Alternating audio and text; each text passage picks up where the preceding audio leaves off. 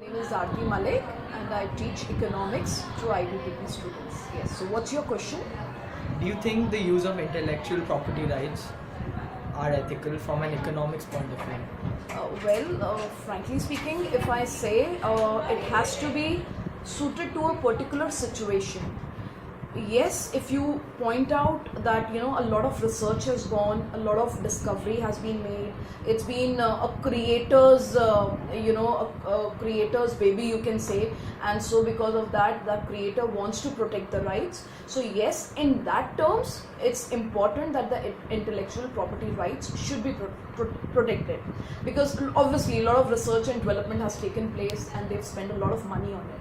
But however, I also feel, keeping aside the money part, it's also important to consider whether by these intellectual property rights would everybody be benefiting from it or not. For example, a country like, let's take India. India has a huge population, and the health facilities, the medical facilities are not at par with what are available with the developed economies.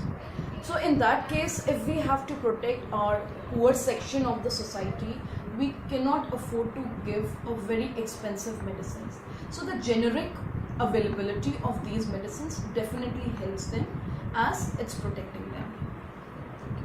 In 2015, Martin Shkreli bought the rights to the AIDS drug and increased the price by 5,000%. Do you think this was justified? No, it's not justified. Why? Because it's a medicine. Now, but then on the other hand side, is this medicine generally available? Are the other brands also available of these medicines? Or what is this medicine being used for? It's used to treat what kind of a disease? AIDS. AIDS. So yes, definitely it will not be justified, and it will not be justified at all if it's being used in countries, in African countries, where they really require these medicines, and these medicines, if they are expensive, would lead to increase in a mortality rate.